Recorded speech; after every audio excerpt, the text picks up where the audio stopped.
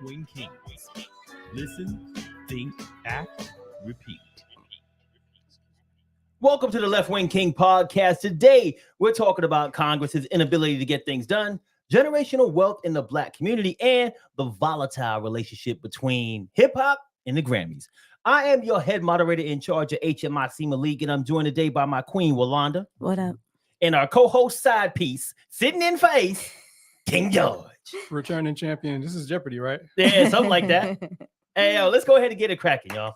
So, as you may have heard, Congress is divided on just about everything you can imagine. Both sides, they love to complain, but they won't work together to improve the infrastructure, create gun reform, or address the border crisis. So, Walanda, what's causing all of the congressional dysfunction? Oh, well, first, congressional dysfunction. I mean, you're talking about they have a reluctance to vote. They're holding one issue hostage to another, refusal to compromise. Back, I want to say about 30 years ago, you didn't have those type of issues because you had a more diversified population actually governing. So you had liberal Republicans, you had moderate Republicans, you had conservative, Democrats. And we don't have that anymore. So now Congress is these two ideological consistent parties that have developed the same tactics, and now they fight each other to a draw. So basically, it's like chess and checkmate, and I'm just going to hold you hostage until I get what I want. So there is no talking anymore. There's no compromise.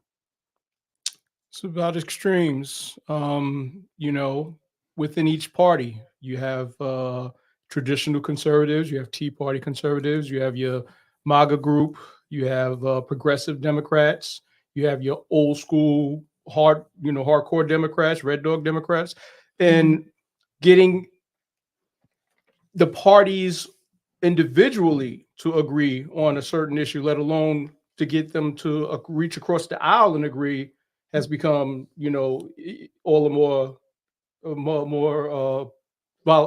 difficult. I don't know what's going to happen. I mean, I don't know something's got to give, but I don't know what it's going to take to get, to a part of me thinks that they think that is okay.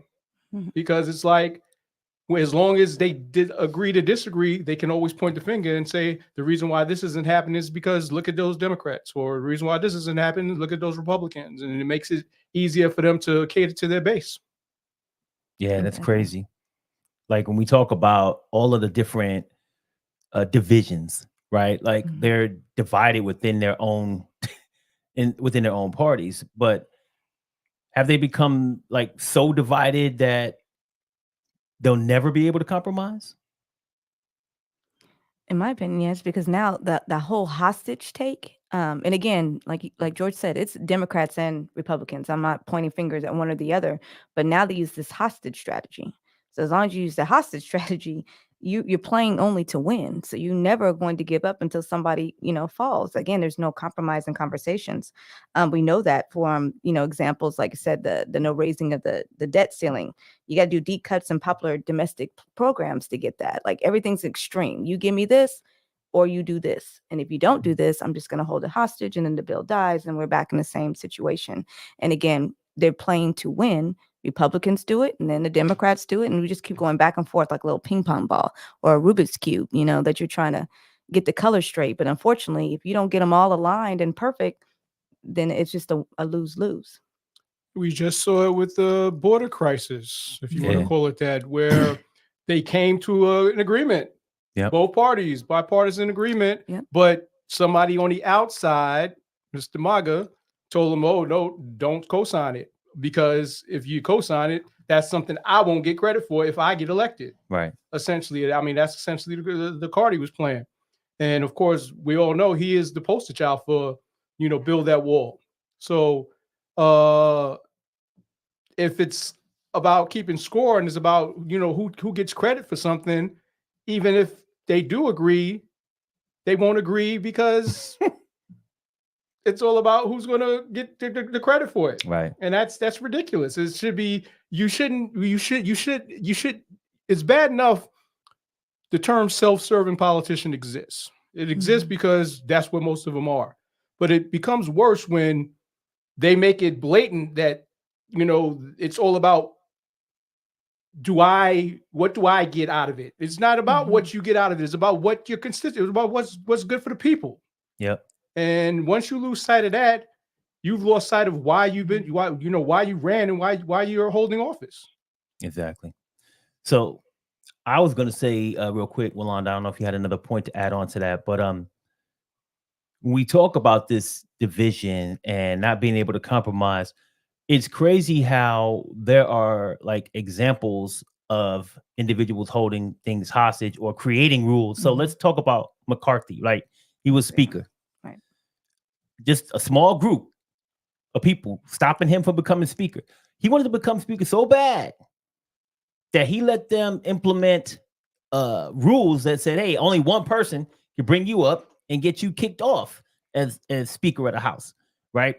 And that was just a small group of people, right? And there's other bills out there that, you'll have a small group of six or so people vote one way. If they band together, they can stop things from happening. And that's part of what they're doing to keep things hostage. And that's why you can't even get agreement on anything, because even when holistically, like, it matches, whatever they're doing matches the ideals of one party, there could be 8 people in that party who say, nah, we don't want to do that for whatever reason. And it doesn't even happen. Right. So. Yeah, I was just going to bring up McCarthy. I was about to say, I think they're afraid of being ousted as well. So it's like, if you don't ride with us, because now it's just party over your constituents, party for the win. If you're not riding with us, then, we're going to kick you out. So once they form that alliance, or at least try to compromise to do what's best for the people, you see what happens. Because McCarthy, that's exactly what happened to him. As soon as he got on that bill with Democrats, they're like, oh, okay, you want to play with us? We told you to do it this way, even though the people wanted it. Now you're out. And so he's out of Congress in general. You know what I mean? So that's what I think they're afraid of too, is their own personal liabilities. Like, how is it going to impact them in the end game if they do start compromising and listening to their constituents? Because now the party, it's just so ingrained in them to do for parties versus over people. And the true insanity of it all is, who holds the cards every 4 years? Who holds the cards every 4 years? Who? We the voter. But what do we, the voter, do every 4 years? Put the same motherfuckers back in office. The definition of insanity is what? Doing the same thing and expecting a different result. Right. So why are we employing the same mofos who we know, who have proven based on their track record that they're not in it for the people, but they're in it for themselves? Why are we re-electing them every 4 years? We hold the cards. Yep. That is the time we get to say you're fired. And I hate to sound like Trump, but that is well, the you time. do. That is the time we get to say. we get to give them a pink slip. And instead of giving them a pink slip, we re-embolden them, we reinforce them, and expect a different result. So at the same time, we can blame Congress for not wanting to get along and not wanting to work together, but we shoulder some of the blame because we tend to vote based off a name. Yeah. Chances are, if you're in LA, I'm not saying she's not the best candidate, but if Maxine Waters is running, are you going to go against Maxine Waters? No, because she's the name politician. If you're in Kentucky, even though Kentucky is a poor state, are you going to go against Mitch McConnell and his turtle-looking ass? No. So let me kind of go back to your point that you kind of started with and ask George this question. You talked about caring like more about the party ideals than they care about their constituents. So to your point, George, every 4 years they cater to us because it's an election cycle, or every 2 years or 6, depending on what they're running for. So they will cater to us and say all the things that we want to hear. But as soon as they get in the office, it seems like the constituents are not their priority anymore. It's more their party ideals. So what are your thoughts on that? Do they care more about constituents, the party, or money, something else? They are all party before country, but do they really cater to us, or think about it? Think about what they say. Not really. Most of the ads you see in any election cycle are what? Fear-mongering attack ads. Fear-mongering. You hear? I mean, but that's catering to scare people, isn't it? But what? How are you catering to your base when you're invoking the name of Obama, who hasn't been president since 2016, and you're still invoking his name and in a political attack ad because you're showing a picture of the Democrat that's running against your Republican candidate shaking Obama's hand? Because they hate Obama, and that is catering to them, their emotions, their feelings, and that's what, like, even when I make these titles for these videos, I got to think of something that's going to evoke emotion and get somebody to want to, hey, what are they talking about? What's happening? You know what I mean? And that's what they're doing with those ads. They are catering to people. It may not be catering to their needs, but they're catering to their emotions and what's going to make them vote or react.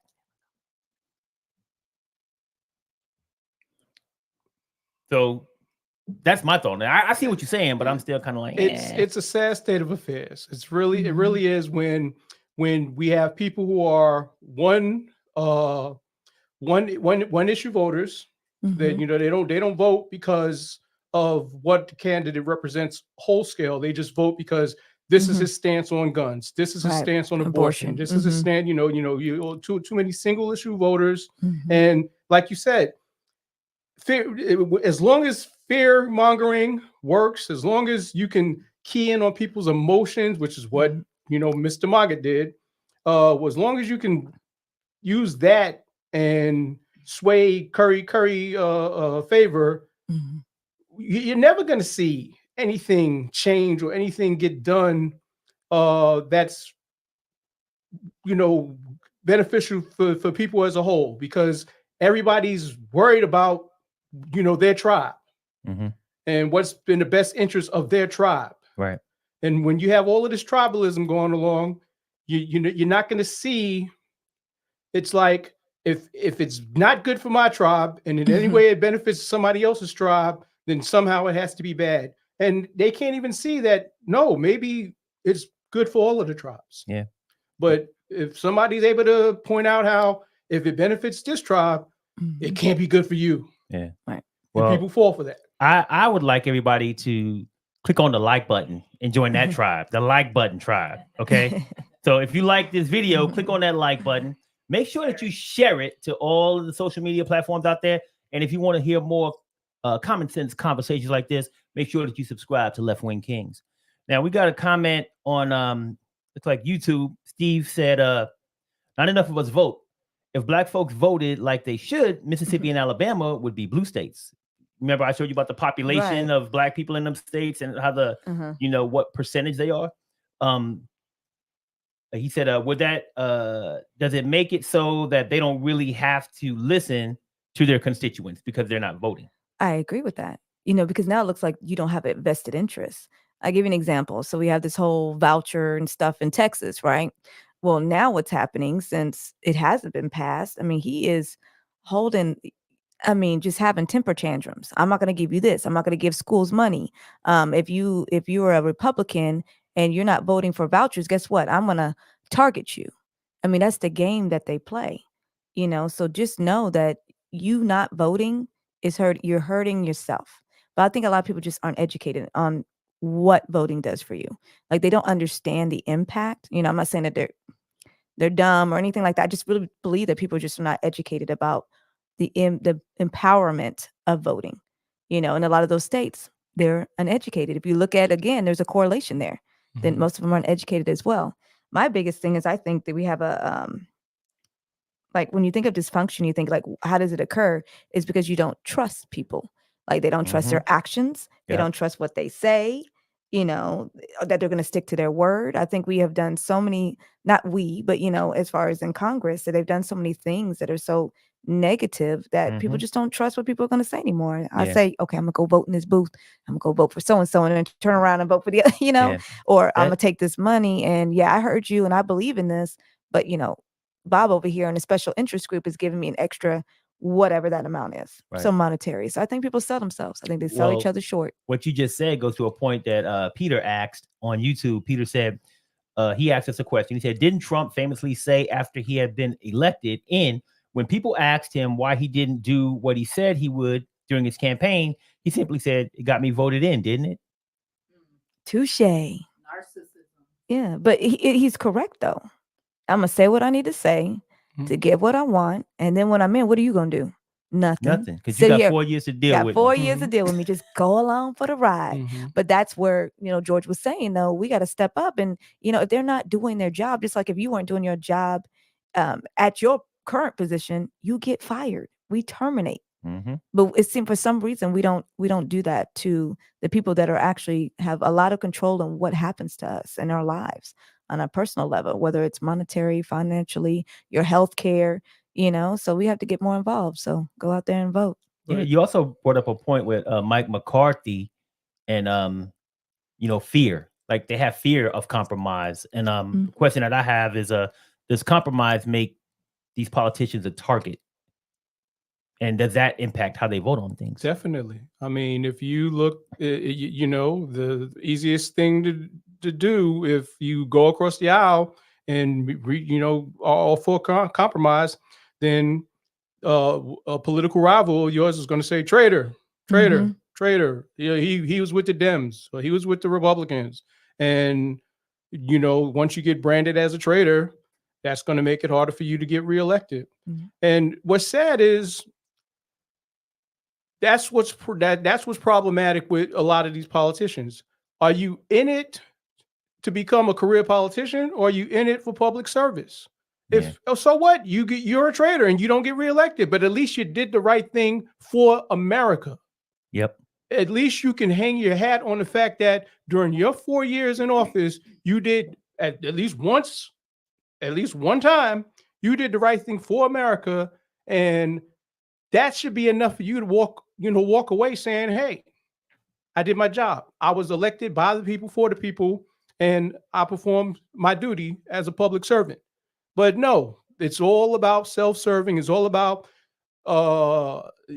catering to lobbyists. It's all about knowing that if you become a career politician, you get to become a speaker on the board for this company and that company, and you get all of these speaking fees at colleges because that's what they do. That's what they parlay their congressional careers into. Once they're no longer a congressman, some of them go on these speaking tours and do things of that nature only to further enrich themselves. Few people go into Congress. Few people come out of Congress poor than they did when they went in. And look up AOC in a few years to see. And when we say they don't agree on anything, we lie, because they all agree to raise their salaries every couple of years. So that's the one thing we know that they can come to a consensus on is when it comes to pay raises for themselves. Can you say Liz Cheney? I said that too. I was like, Liz Cheney, oh yay. I mean, she did it. Sacrifice. You talk about sacrifice. Now, the crazy thing about Liz Cheney, one of the most conservative Republicans ever got ousted, like by vote, not by, impeachment or anything crazy like that.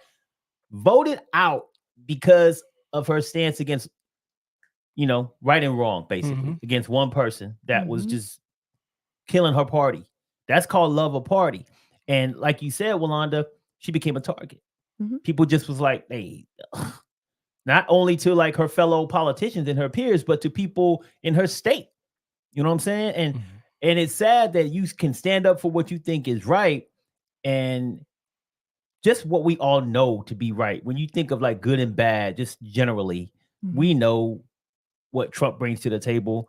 And even though I'm not a conservative, I would ride with Liz Cheney all day versus riding with him. I may not agree with all of her stances on things, but I respect her. You know what I'm saying? And she has some type of moral compass. And I thought about that too. I said, anytime we've had change in our country, it's typically at a plight of someone else, right? You know what I mean? Like you have to struggle. So I think, and I shout out Liz Cheney because I think she started that movement. Like I'm a conservative. I believe in these values and these beliefs, but this person is wrong for this country. And it doesn't matter that we both have an R at the end of our name. I'm going to stand up for what is right. And so when people keep saying, make sure you're on the right side of history, Liz Cheney will go in the history books as being such a person, So I think your character, it speaks a lot for you. Again, I don't reside necessarily with Republicans and believe everything, but neither with the Democrats as well. But Liz Cheney, she made a change. She's the one who kind of, I think, opened a lot of people's eyes up, like right is right and wrong is wrong. I mean, so show you just how hypocritical and party before country, or rather, as long as we don't lose, Mhm.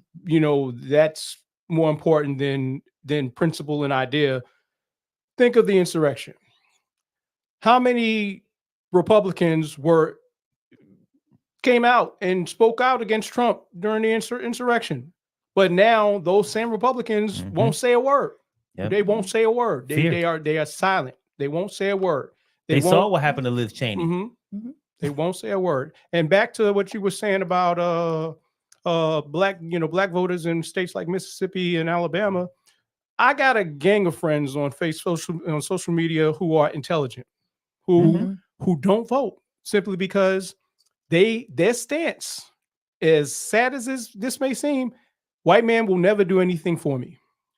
That is the reason why they are apathetic. That is the reason why they refuse to take part in the process, because they feel like the white man can't be trusted. And if it was a white person that's running for office, no matter what my beliefs are politically, I can't trust him to do anything for me. And they will abstain from the process simply because they do not trust white people to have black people's interests on any level.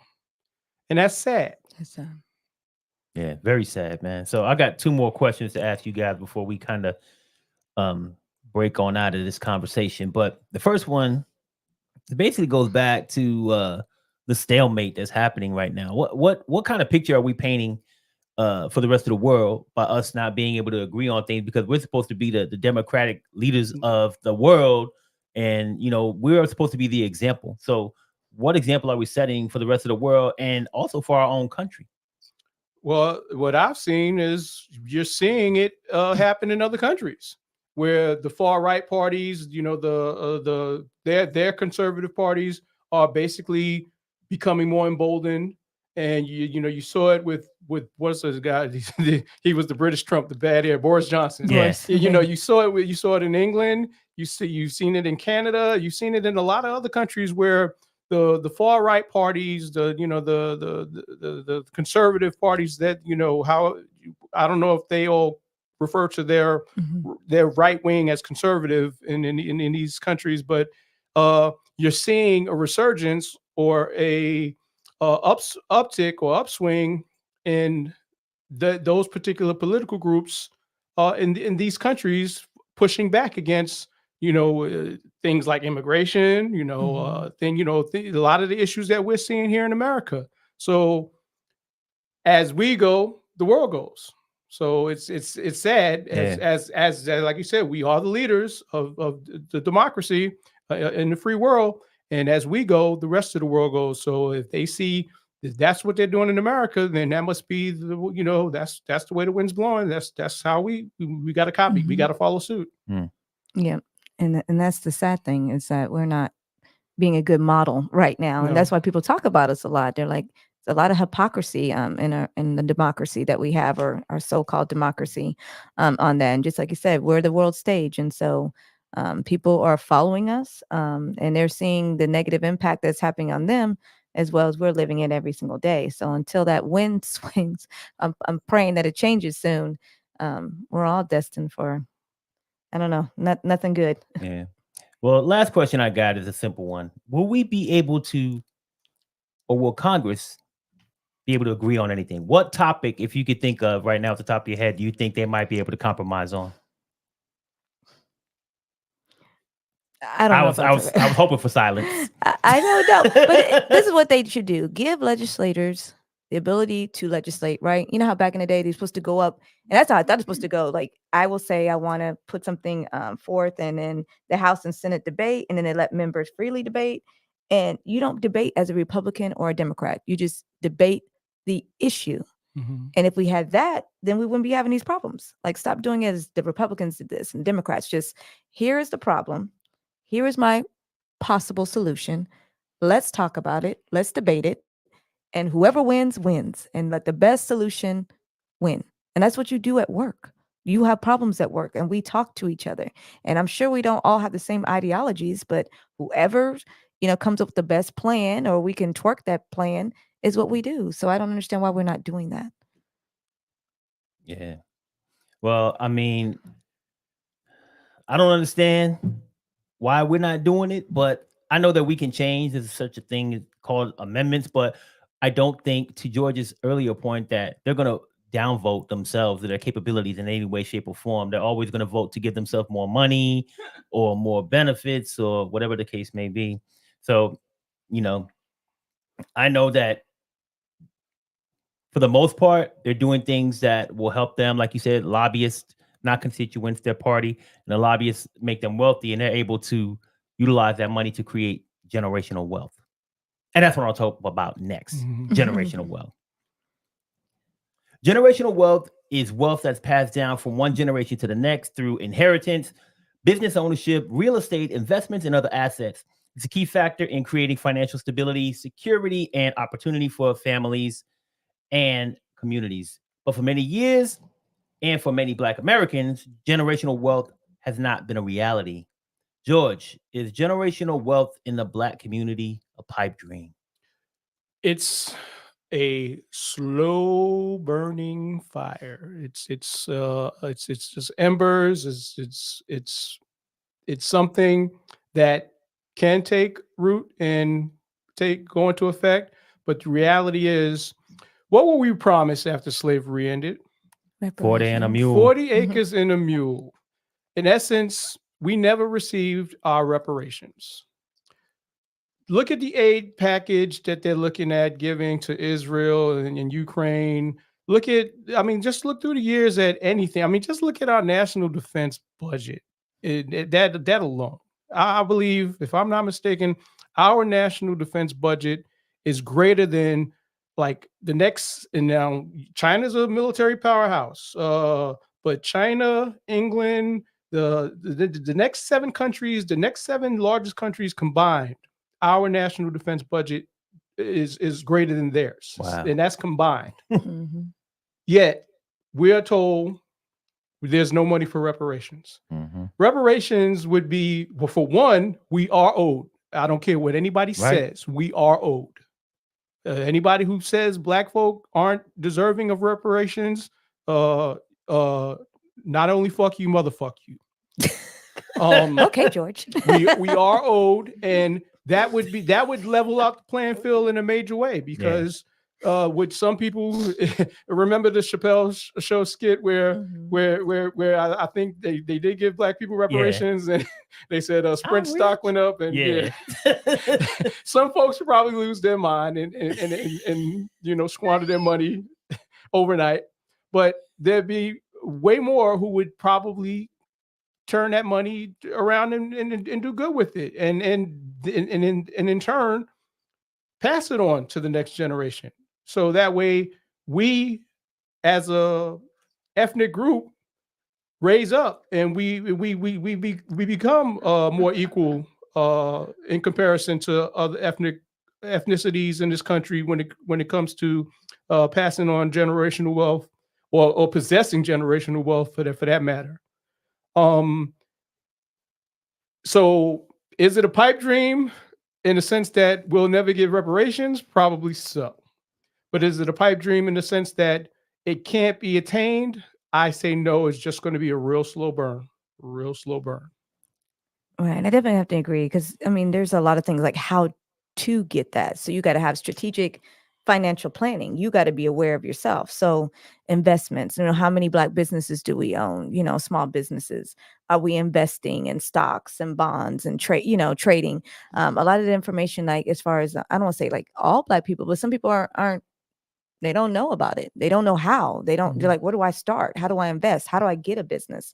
So you got to be able to have that information, minimizing your debt, spending in your means, which a lot of us do not. We like to be flashy a little bit. I'm saying we're not always saving and investing. We go and spend and spending other people, help other people get rich over here. So we just got to be more mindful of that. So I think it's just educating ourselves and then educating our kids on what to do. Your credit rating, your credit score. Do you talk to your kids about those kind of things? And a lot of people, they don't. You know, I had to learn on my own. I'm not mad at my mom or anything, but I learned about credit myself from my own mistakes. But I fixed it real quick as I was young, and so now I'm in a good position. And now I put my kids on to do that as well. So I think we have to educate ourselves. And like George said, it's going to be slow because we're coming from behind, but it's okay. Because, you know, like in anything in life, we like to exceed our expectations. So I think it's something that's going to be done. Again, it may take some time, but I think people got to watch out for our community because, you know, we're coming. Yeah. So, I mean, you say we got a slow start, and I mean, there's several reasons why. So, can you guys share with us, like, what are some of those things that have gotten in the way of the Black community creating generational wealth? Well, when we first brought up this topic, when you and I first spoke, we talked about our parents and what they were going to, what we were going to inherit from them versus what our children would inherit from us. And when you talked about your mother and I talked about my mother, and then we looked at what we're going to turn over to our children. Like I said, it was a quantum leap forward. You know, when I pass, when you pass, for one, whatever they do with it, it's up to them. But this house, this where we're sitting at right now, this is a form of generational wealth. The fact that we'll be turning over property to our children, and they can sell it and split, you know, and they can use that to enhance themselves. If I don't know if you dabble in the stock market, but you know, if anything that can be liquidated or anything that can be just turned over in a form of inheritance that they can benefit from, it'll be a far more than what we're going to get from our mothers when and I said that we're saying mothers because that also speaks to another issue in the Black community, the fact that a lot of the families are splintered, and the fact that it's not, you're not getting inheritance from your parents. In many cases, it's just a parent, and in that case, that's if you're getting anything from that parent at all. I mean, when my mother passes, she doesn't own any property. I'm pretty sure she doesn't own any stock. I'll probably get a check. You know, she'll whatever she has will be divided 4 ways amongst me and my siblings, and that'll be it, because that's what happened when my father died. And I don't even remember the amount of the check that I got from when he passed, but it was less than, I want to say it was less than $5,000. And think about that. I mean, he worked his entire life. He retired, and he remarried. So there is property there, but that property is going to the spouse and my step siblings, not to me. So the turnaround, like I said, is going to be a slow one. Our generation and the generations that follow, we're going to have to continue to slowly build upon, I mean, brick by brick, build upon creating generational wealth, because a lot of us come from poverty. A lot of us come from families that were on public assistance and didn't have the means to accumulate generational wealth. Those of us now who are in a position to create and generate our generational wealth, we have to make sure we do just that, and in turn pass it on to our children when we meet our demise. Yeah. So you brought up a point about our mothers, the conversation that we had about, their wealth situation or lack thereof. And few things that just came out from that is that, they did not have a good start because of things before them. But I know that my mother, she does not have the capability to leave anything to any of her kids, but all of her kids, all of us, like we all have something that we can, leave to our own children. And we've learned from the situation that we've been in. Now, one point that I did want to bring up, like Big Mike on YouTube said, we need to be more educated on financial responsibility. If you can't afford it 10 times, then don't buy it. Ooh. I think my mother still struggles with that. She buys stuff she should not be buying. Like, and I think it came from even back when we were kids. And I think that she wanted to buy things for us that maybe she couldn't afford, but she wanted to do things for her family. And she would go out of her way. Like we were like, and ask Ace or anybody else, we were the first people that I knew of that had a Nintendo back in the day. Like, why? My mom couldn't afford no 10 Nintendos. I'll tell you that right now. But whatever she did to get that one Nintendo, she was proud of. And it made her feel good that she was able to do that for her family. So sometimes we sacrifice our emotions and our feelings for things that we shouldn't be doing. Like Big Mike said, if you ain't got the money, don't be putting it in there. Now, I also wanted to bring up a few quick points about some of the things that I think have gotten in the way of that generational wealth. 3 things: slavery. Like I said, we just got a late start. I think y'all already said that. With slavery being there, even when we were emancipated, no reparations, all of that could tie back to slavery itself. Systematic racism. So there's things in, or systemic, thank you. Tina, always on point, keep being right. Systemic racism, that's something that it's just embedded, right, in our culture, in the United States. I don't care what anybody says. It's part of who we are because of the fact that we came up, the foundation of America was around division and creating laws that kept these people from not being people, or us from not being people. So that's gotten in the way. That prevented us from even having property, voting, having wealth, all of those things, putting us in jail so that we can continue to get free labor out of us. So much from systemic racism has held us back from a generational wealth standpoint. And segregation, right? We talk a lot about places like Black Wall Street and this, that, and the other. But if we were given the capability to have businesses where anyone could access us, then that would be a much wider footprint for us to be able to do things. We were out there looking for Black-only neighborhoods so we could have our Black business there, or this, that, and the other. Whereas if there was no segregation, from the beginning, then I think we could have been able to integrate into normal society, into any place or any space out there. But all of these things got in the way, in my opinion. Segregation actually wasn't necessarily a bad thing. Of course, there was no such thing as separate but equal. Our schools, a lot of our institutions were not funded the same.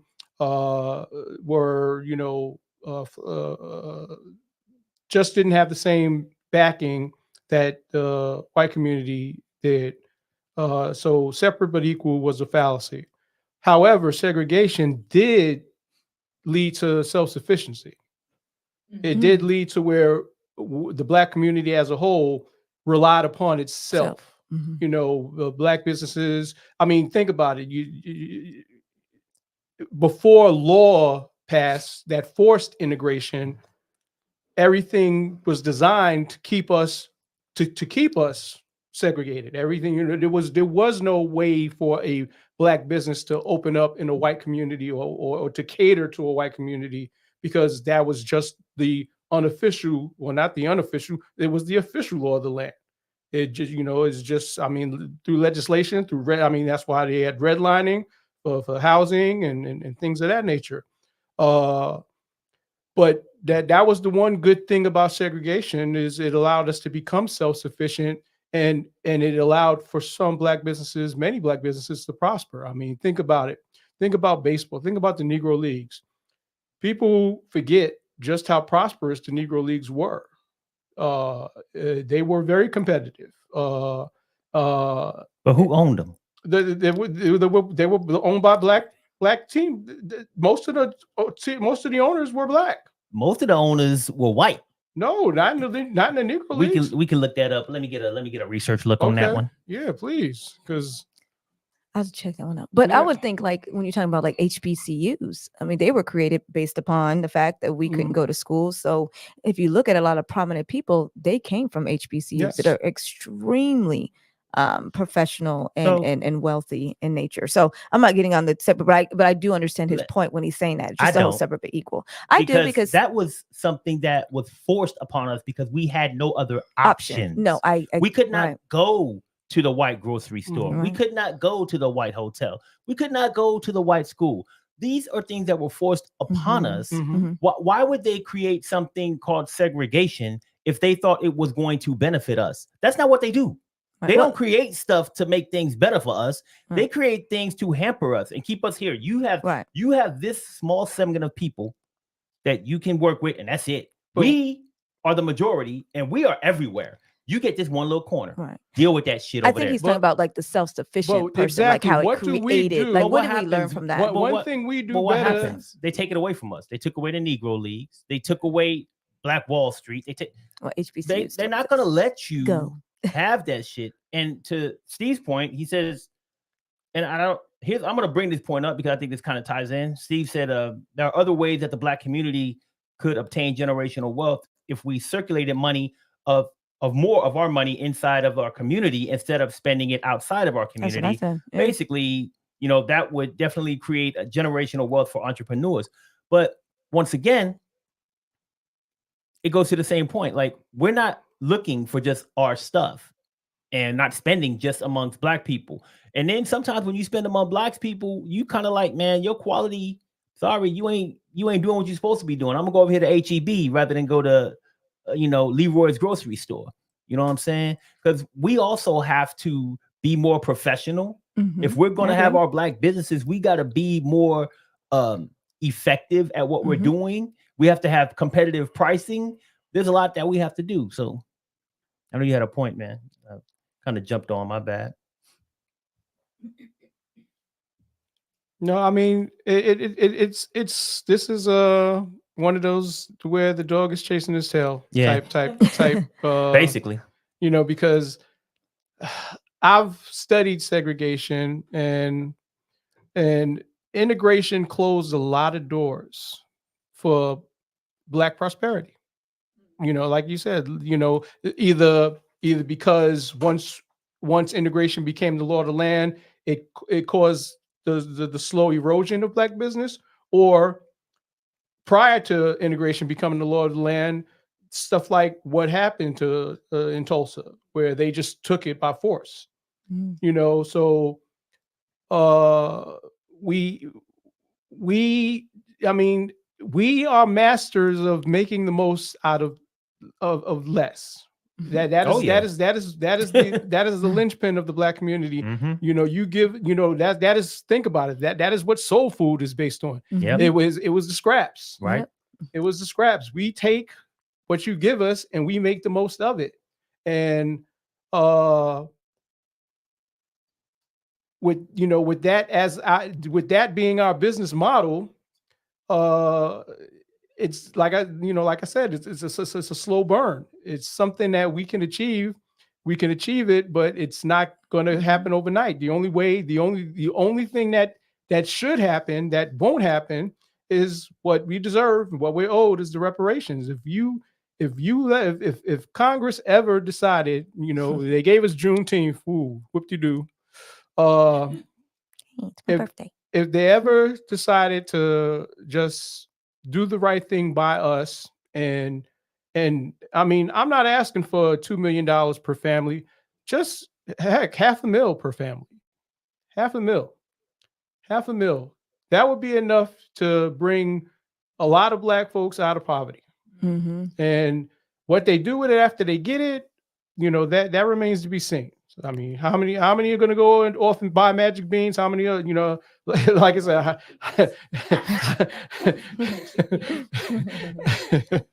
how is stock and cocoa butter going to go up? Hey,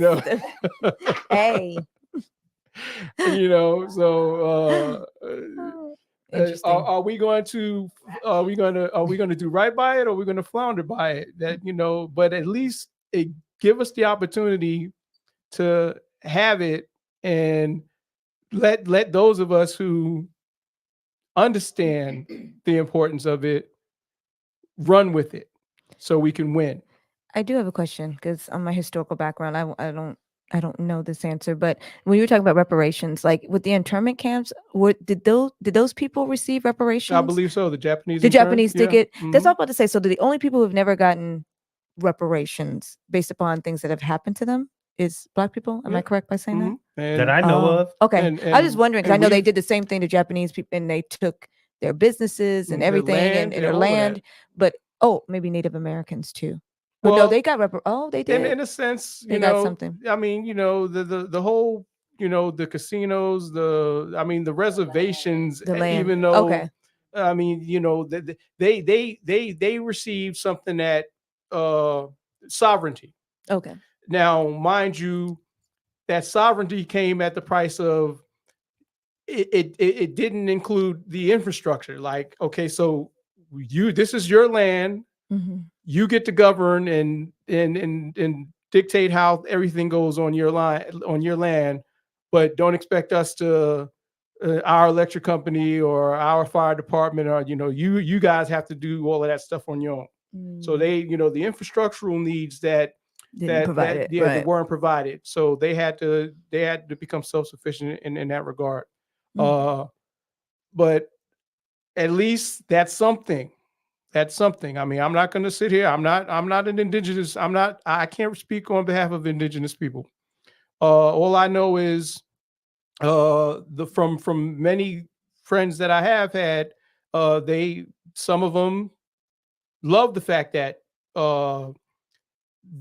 their existence was one in which the white man had little influence in terms of the laws, and they were able to they were able to function under their laws and their own governance. I mean, I've been a proponent, and some people say this is far-fetched, but give us 2 or 3 states. Give us 2 or 3 states, and let us not Texas. Let us take everything that is ours. Everything that is ours, everything that we've created. And, so that means the majority of the NFL, the majority of the NBA, of course, all the hip hop, and then, allow us and not just give us 3 states and tell us to, kind of like, not do it the same way with the rest, the way we do it with the natives, the indigenous people, to where we have our own sovereignty. We want to be a part of the greater American infrastructure, but just give us ours, because as far as I'm concerned, you've demonstrated that you don't want us. You don't want us. Despite what you say, your actions always show a different picture. You don't want us. So if you could allow us to have a piece of the pie, but do it separate from yourselves, and see if we can survive on our own, let us do that. And in the case of interracial couples, they get a choice.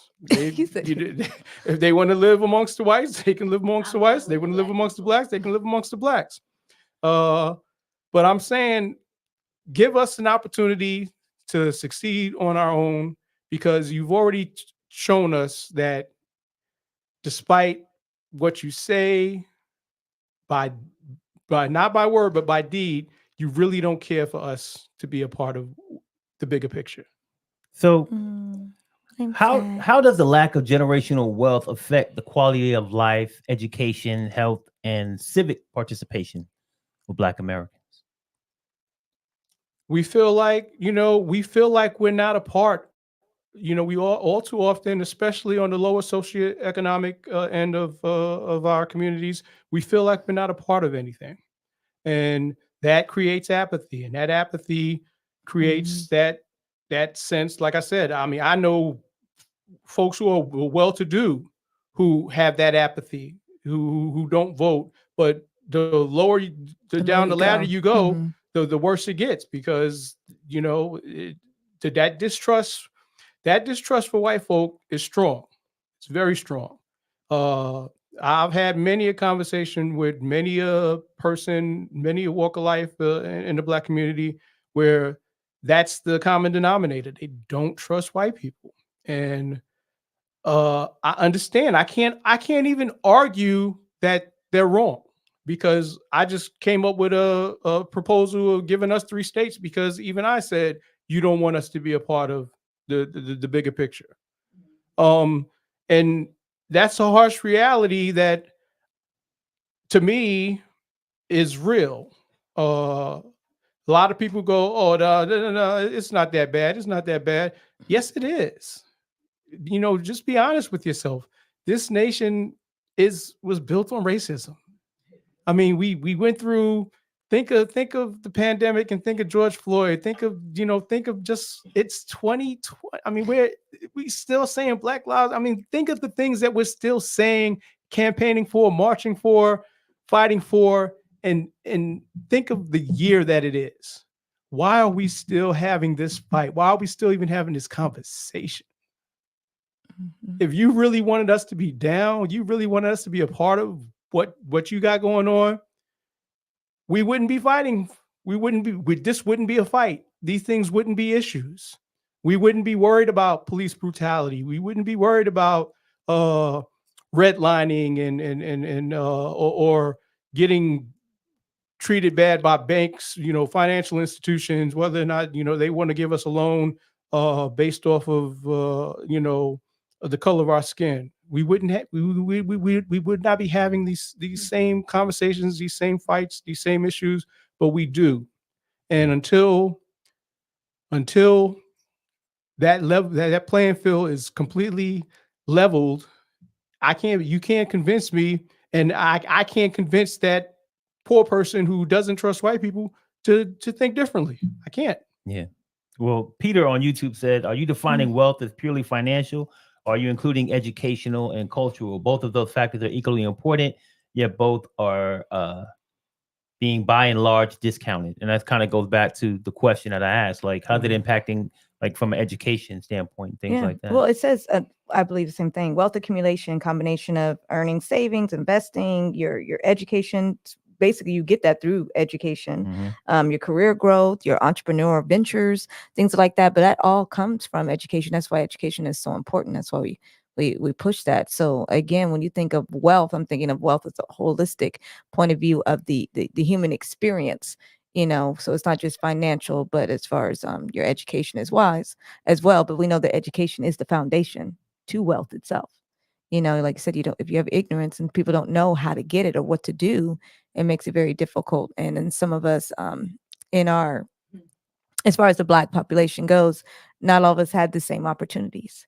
I mean, like, again, you two have different experiences from me, and I wasn't rich or anything, but just I didn't grow up the same way in regards to that. So I, again, what do I want to say? Do my own personal experiences. I might be a little bit more ahead based upon my parents' experiences. You know what I mean? Like, because we just have different experiences. But as a whole, your blocks was like 10 meters in front of our starting block. It still wasn't that high. Let me get it twisted. You know what I mean? It still wasn't that high, but I do have a different experience in that as far as on a financial aspect. But again, like I said, if you put me on a starting line with somebody else, I promise you, I'm gonna kill it. I'm gonna kill it, but I didn't have that opportunity. So here I am fighting for it now, at least for my kids and my kids' kids. And that's what we're fighting for when we talk about that. Again, I don't know what the answer is. I do hear you, George, though. I'm seeing things that I didn't think I would see in 2024. And I think, I have these conversations with myself because I feel like I live in a bubble, and then I see it and I'm just like, this can't be our world. Like this cannot be 2024 when I'm reading that. Like, it hurts me to my soul. And it's not things that we are making up, guys. You can go read it. It's sick. You can go see it for yourself. But I know if they put you on the starting line with anybody, I know you would kill it. That's why I got you by my side. But one thing I want y'all to kill is that like button. How'd you know? Kill that like button, smash it, kill it. Make sure that you share this video and also subscribe to Left-Wing Kingz. Now, according to a recent study by the Brookings Institution, the net worth of a typical white family is nearly 10 times greater than that of a typical Black family. So what can we do to close the gap and build generational wealth for ourselves and our future generations? Again, education, right? Education. I always start there to me because that is just like the building of the house. You have to become educated. And I'm not just saying just in the books, but on a financial responsibility. You got to learn about investments, learn about stocks, learn about getting loans, right? Learn about opening your own business. You don't have to work for anybody. You can work for yourself. But a lot of us, we have been, I don't know, it was preconditioned to work for others, but you don't have to. You can be your own boss, and that's what I would like to see more of us do, have our own businesses and get those loans. So again, just that financial education, we definitely have to have that. Look to it. Hate to beat the dead horse, but reparations, baby. Pay what you owe, America. Pay what you owe. Other than otherwise, like we said it. Me and Malik illustrated it with our families. Mm-hmm. We're going to inherit a pittance, but what we're going to pass down is going to be a quantum leap. Is good in comparison to what we inherit. Yeah. And that's going to be a slow burn. I mean, and we think the whole term. I mean, the meat of this subject is generational. Generations. Mm-hmm. Look how many generations of Whitakers and how many generations of Silmans it took before the turnaround has occurred. I mean, before I didn't have the rich uncle. Right. I didn't have the rich daddy. I didn't have the middle class uncle or middle class daddy. I didn't have anybody who in my bloodline, when they passed on, left something for me that could have given me a leg up.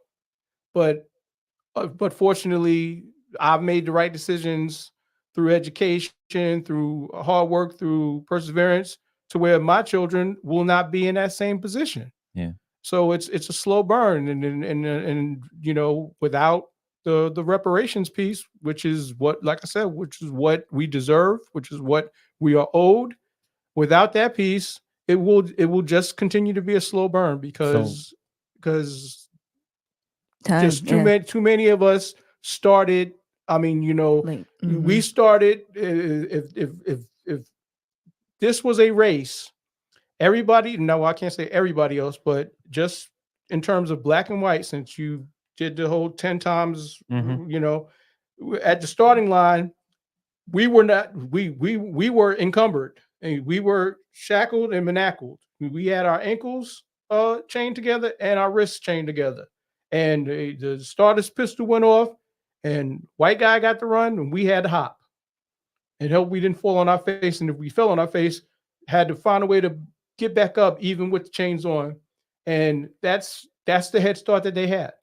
So that's why that 10-to-1 ratio exists. Take it back to slavery, and that's just the honest to God's truth. Let me just add to that, like, I'm not trying to say that we don't deserve reparations, but we can't wait for that. They ain't trying to get that to us. No, so it's not gonna happen. So we have to do something ourselves. And I think that some of the things that we can do, you both talked about two of those things already. Education. We've got to make sure that we're educated, because having that education helps put us in a position to generate wealth, right? You talked about property. Mm-hmm. Property values and have never gone down in this country. They always go up. So if you have the ability to obtain property and keep it, whether it's land, whether it's a house, whether it's multiple houses, property is a great way for you to be able to create and start to create that generational wealth. And then stocks, like our family probably ain't know nothing about like stocks and bonds. Mm-hmm. I know my moms didn't do none of that stuff, didn't even talk to me about it. Right. So those are some of the things that I think that we can do to make sure that we start to put ourselves in a better position, because we can't sit around and wait for reparations, even though it is owed to us. But the last question that I have for you guys is, out of those things that we just talked about, what's the most effective way to generate generational wealth? No, I already said education is key. Mm-hmm. That's the start of your house. And if you don't have education, I don't know, you're already starting off in the wrong direction. And again, not just education. I'm thinking about just book smarts, but your financial education on that. So make sure you are teaching people about stocks and bonds and being fiscally responsible in your life, diminishing your debt, because you don't want to owe anybody. You know what I'm saying? You want your money to be your money and be able to spend it how you wish. If you look at people who are very rich, they don't owe anybody. They can pay off their bills or they don't have bills. And that's the kind of position that you want to put yourself in. So again, just, being smart, be smart, fiscally responsible. Yep. She nailed it. I mean, there's nothing more to say. The reality is, hard work goes a long way, but it takes definitely more than just, rolling up your sleeves to get there. You have to be educated on various levels in order to achieve that goal. Yeah. Well, some people say that the Recording Academy is not very educated when it comes to hip hop. The Grammys have always had a complicated relationship with hip hop, dating back to 1989 when the first rap category was not televised and sparked a protest by Will Smith, Salt-N-Pepa, LL Cool J, and others. Since then, many hip hop artists have felt snubbed, ignored, or disrespected by the Recording Academy. That's the organization behind the Grammys. So, George, should hip hop embrace or ban the Grammys? Hip hop should ignore the Grammys on every level. For one, you knew what George was going to say. One, who on the National Recording Artists Academy, whatever the voting group is that determines who gets a Grammy, what is their hip hop IQ? What? I don't know who's on the. There could be somebody on there. I think I Large heard Professor could be on there. I think I heard Questlove say he's a voting member. Okay. And if he's one who's vote whose opinion I would trust. But overall, I don't know how many members and comprise that group. All I know is when you look at some of the nominees, when you look at the categories, it seems like they shift. And then when you look at some of the winners, it's like, what do they look? It becomes all too often. It becomes a popularity contest. It's not about the art. Mm-hmm. The best album is not always the best selling album, and that's been my biggest beef with award shows. I mean, you give me the critically acclaimed one that sold 100,000 copies over the one that sold 10 million, because chances are the one that sold 10 million. I mean, let's just. I'm gonna call it for what it is. If Eminem has more best album Grammys than Nas, something's wrong. Something is infinitely wrong. Not to say that Eminem isn't a quality artist, but album for album, I wouldn't say he has better albums than Nas or Jay-Z or a lot of other artists who from a critical perspective and just a pure artistic perspective, should have been more deserving and should have won the award the year that their album came out. And if you can't, if artistic merit isn't the focal point as to why or who or why as to why or who wins, and it's all about who has the most sales, then then go ahead and just give it to Hammer or give it to Vanilla Ice or give it to somebody, who puts out something that is pure dreck over somebody who puts out something quality. I mean, how many Grammys does a Tribe Called Quest have? And you can't tell me that album for album, pound for pound, their body of work isn't worthy of some kind of award. But chances are I'm pretty sure they don't have a single Grammy, to their name. A De La Soul, so many groups, so many artists, solo artists who have put out albums that have transcended the culture, that have changed the direction of hip hop, and they don't have a Grammy to stand on. Yet the guy who made Thrift Shop, I forgot his name, Macklemore, I think. And no disrespect to him. I mean, I'm not going to say he's not a somebody who doesn't appreciate the culture. I don't know his body of work that well. All I know is he has a Grammy and the Tribe Called Quest doesn't. Mm-hmm. And when you look at that, granted, he came out with what he came out one year, and maybe Tribe wasn't running that year, or they didn't have an album out that year. But the fact remains, substitute the Tribe Called Quest with any other group who put out something that was artistically superior than Thrift Shop, and you have the same, equation, you have the same picture. And as long as the National Recording, whatever the name of the group is that picks Grammys, as long as they can't see who artistically deserves the award over who sold the most copies, then to me, it's just flim flam. It's just the whole thing is just a sham. Well, I definitely hear you on that. In their defense, I will say they are aware they have a historical underrepresentation of diversity, like a certain artist genres and stuff. So they know there's some type of systemic bias. So they did work on that. Well, at least they tried to. So the Grammy had some initiatives that they have now taken part in. So number one, they have a task force on diversity and inclusion. So that just tells you that they knew something was wrong. Right. Mm-hmm. Their voting process, it says change. It expanded the number of voters and ensured a diverse pool of participants in the selection process. It didn't really go into depth about what that looked like, but it just knows it says they're going to be more diverse than what it was. So they recognize that they probably didn't have the pool of people that they needed to voting.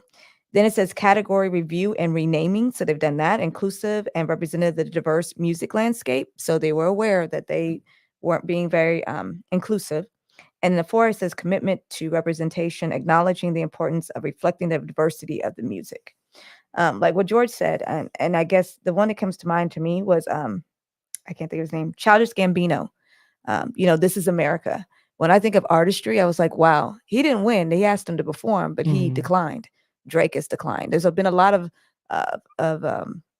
hip hop artists or rap artists that say, nah, I'm not.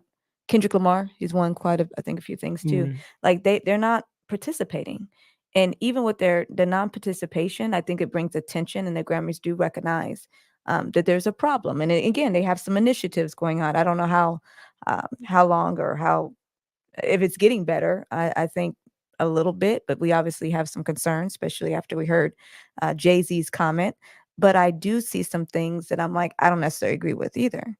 Like his comment about, I love Beyonce, but I don't think she's ever had a good album. And I actually listen to her music. I'm talking about an album. You know what I mean? Like the whole thing, like every single song. She has singles, but I don't think I would ever vote for her to be best album of the year. I really went back and listened to her like yesterday, just trying to see, his comment. And I get it. She's had a lot of Grammys for singles. And that's probably what she should have won, is singles. I don't think her album, and I don't think it has anything with her doing black or white. I really just think that she does not have the best album. I have a couple of artists that I would put over her, and I am a Beyonce fan. So I want to say, can we do without the Grammys? Yes. Again, we as a people, like you said, we're going to flourish regardless if we're in the Grammys or not. We have hip hop awards and BET awards and Soul Train awards. There's a lot of awards that we as a people actually tune in on. And from what I understood, the Grammys are declining. I think this is the first year they actually started going on an uptick. And 2012 was the biggest viewership, and it's been on a downhill slide since then. This year was the biggest one. And maybe because, I don't know, they got Swiftie fans and the football and all that kind of stuff, but they're not doing well anyway. Yeah, people ain't watching it.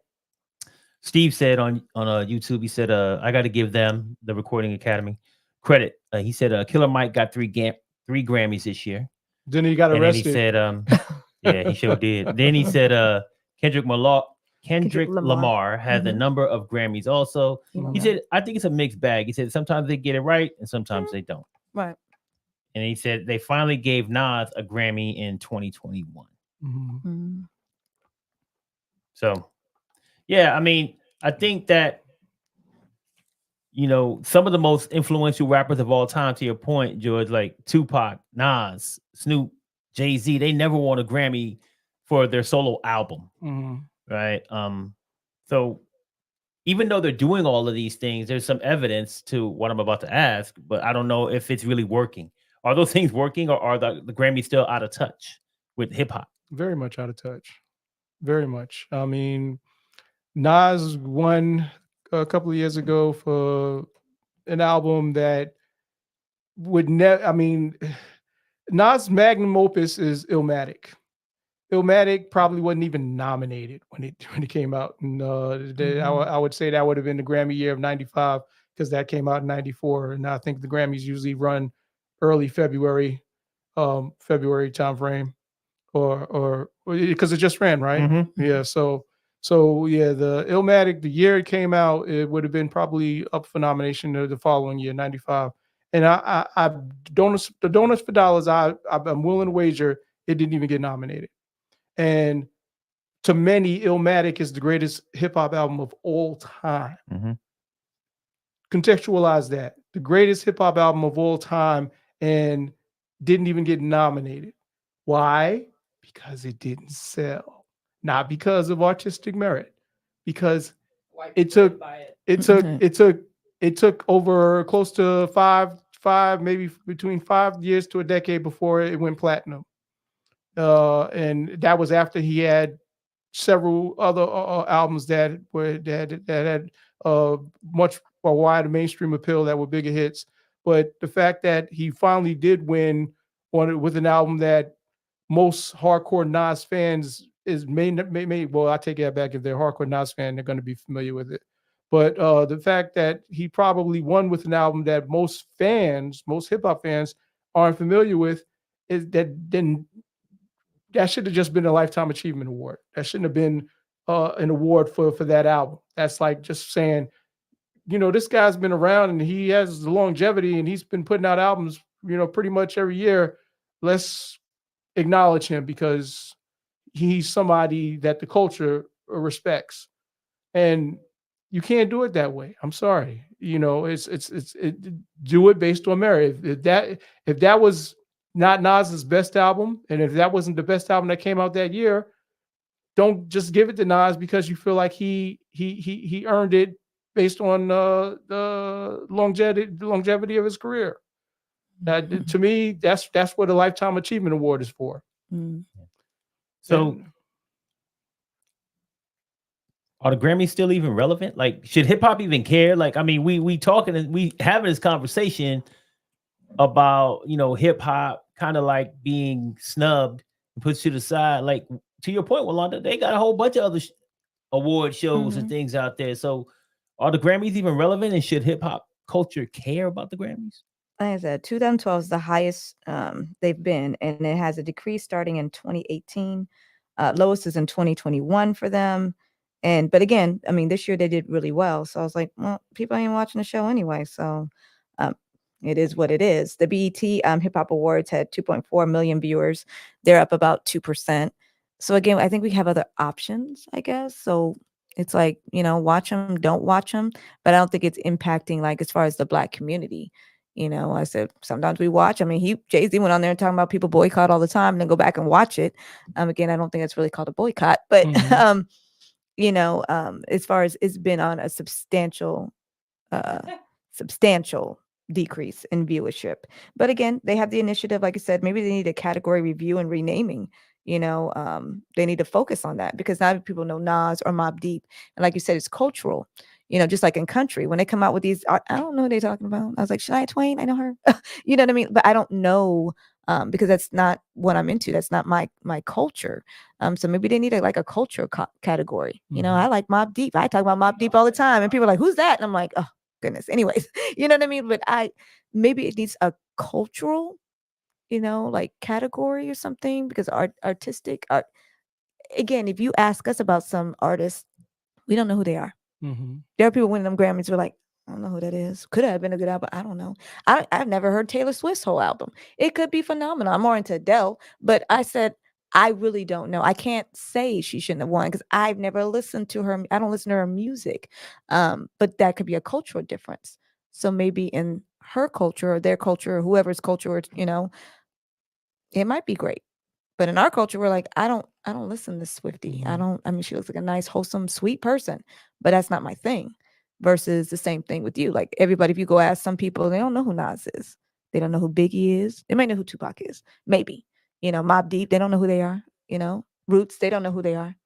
So maybe they need a different category. They need to look at, but then that goes for Hispanic American. Do we have a category for them? And then Native American, I don't know. I don't know what you're supposed to do with the Grammys, but the diversity and the inclusivity, they have to work on that. Yeah. So one thing I want y'all to work on is clicking that like button. Okay. Click on that like button, share this video on all the platforms out there. Make sure that you subscribe to Left-Wing Kingz. So when hip hop, do you think, like you talked about like the impact of the Grammys, how it's going up and down, viewership and things like that? Do you think that the hip hop artists like protesting and talking bad about the Grammys, do you think that that's impacting the Grammys in any way, shape, or form? Yes and no. You have a lot of hip hop artists who buy in, who are honored to be nominated, who are honored to win. There's on any given year, the person who gets nominated or who wins actually is up on that stage giving an acceptance speech. So you do have those who do put stock into it, who actually see it as an accomplishment, see it as a form of merit and acknowledgement for their craft. And then back in the slave days, you had house Negroes. So, well, that's a good comparison, but at the same time, I find it difficult, man, to like, I don't know whether hip hop is trying to beg the Grammys to be part of them or not, because I'll put it to you like this: Jay-Z don't go to the BET Awards and accept his award. Beyonce don't go to the BET Awards and accept her award. She had some other things to do, so I'm gonna accept this on her behalf. But they're always at the Grammys, so it makes it seem to me like they want that acceptance. Once again, this even goes back to our previous conversation, like about segregation and integration, right? I want to be part of the big Grammy picture, but the black thing that is already stood up and for black people only. I ain't going to that. That ain't big enough for me. Right. You know what I'm saying? I don't understand it. Only person I can applaud who didn't do that was Drake. Drake got on there and he did win, and he was like they were mad at him because he was on video, or they had to video stream him. And what he said, to all you artists out there, you're winners. You know what? You selling tickets and you selling out venues. You already won. You don't need this award. And then they cut him off. You know what I mean? Because he was speaking like, you don't have to, I don't need this to show me. This is not validation. It's not validation. Yeah. I've been validated. You, the people who, when they go spend their hard-earned money, and a lot of you, that's what's crazy though. Half y'all ain't rich and buying $1,000 tickets to see this person and that person. That's validation to them. You will spend your hard-earned money to come see me perform. I don't need your Grammy. Basically is what he said, and got cut off. But like you said, your Beyonce's and your Jay-Z, you got on the stage and whined about your wife not winning. Like you're not being accepted in that. So like you said, he must have cared, because he spent his time, taking his award and then speaking for his wife about how she didn't win one for Best Album of the Year. So I think some of them, they do want that validation, and some of us, they're like, I'm good. I don't need. I can, I'm validated by how many tickets I sell. I don't need that other validation. So, yeah. I mean, the validation should come from peer respect, and audience. I mean, I'm kind of 50-50 on audience, because, like I said, Milli Vanilli won a Grammy. Come on, so they weren't even the ones singing. Exactly. Well, they got taken. When you look at the audience can be fickle, because the audience is any way the wind blows. Something that I hear and immediately go, oh, this is crap. That's me, and 58 and 5 million other people disagree with me. Does that make me ahead of the curve or behind the curve? It's all about perspective. I knew Hammer was garbage when I first heard him, and that didn't stop him from selling over 10 million albums.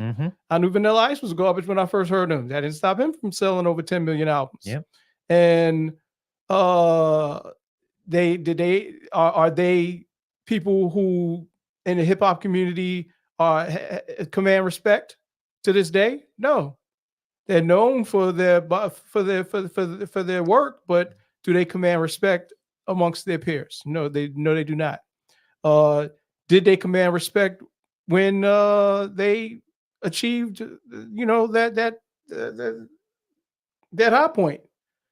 That's debatable because a lot of the people who were rooting for him weren't necessarily the hip hop audience. It was a pop audience. Mhm. So when it comes to everything, when it comes to award shows and anything of that genre, it's subjective. It's subjective, and all too often the subjectivity comes down to popularity and sales. Right. And to me, artistry cannot be quantified by sales or popularity. Artistry is just that. The clarity, the purity of the art.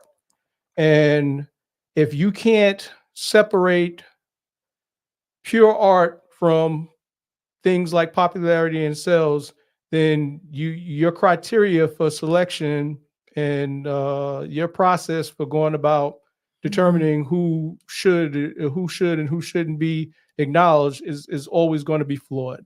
Yeah. But back to my original question on this is kind of about, hip hop, their protests impacting, the reputation of the Grammys and the Recording Academy. Back to my original point, I think it does, but we don't do it enough. Like I said, we got Beyonce, our biggest stars will go to the Grammys. They won't protest it. They'll talk about other people who protested it, and then they'll go. But then they won't go to our shows, right? So if we want to have an impact and we want to utilize our power and prestige and influence, start going to the BET Awards and stop going to the Grammys, right? And kind of to back that up, that point, Steve on here said, he said part of what it is most great art is created by young people, but you have people who are much older and out of touch with the music industry as the people voting and the judges. So, if you look at it from that perspective, he's correct. A lot of the people in the academy, they probably don't know nothing about hip hop at all. And there's probably some people who do. But if you're outweighed by these people who care more about sales and numbers, because that's what they know, that's what their business is. That's why they're part of the academy, because they're the business people, and business people look at numbers. They don't look at art. That's the metric that business people use. They use data. They don't use objectivity, art, those types of things. So there's no way that their decisions are going to align with probably Nas and Illmatic being the best hip hop album that year, right? But what about the Beyonce situation? Because she hasn't won, and Beyonce sells out. I don't know how much she's made. I mean, we sit there, I'm just saying. I just think that's intriguing. Then, I mean, with that, I think Beyonce has won Grammys. Yes, she just has not won the album of the year. So she's won Grammys. So I can't. I think they've taken the numbers into consideration. Yeah, because I think one part of his argument was she's won the most Grammys. Right. Yeah, she has. So she's never got. Can't feel sorry. I'm not gonna cry for Beyonce. No. Not getting the album of the year. Yeah. Oh, I'm not. You know what I'm saying? She got plenty. But when it comes back around, when that boomerang comes back around and it's all about popularity and sales, then how the hell has she not won Grammy? That was the point, of the year. Right? That's the point that she's. That's what I'm making. Well, how is she not? Again, y'all vote for her. I love her. Okay, that's all I can say. But last question on this topic is there a way that hip hop can mend the relationship between the Grammys and hip hop, or is there a way that the Recording Academy can mend the relationship? Either way.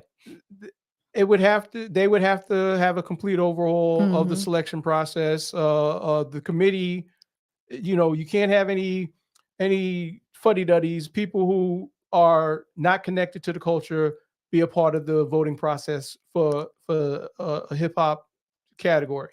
Agree. You have to have people who are connected to the music, who are connected to the culture, they have to be that you know, the voting body for hip hop has to be exclusively people who are connected to the culture.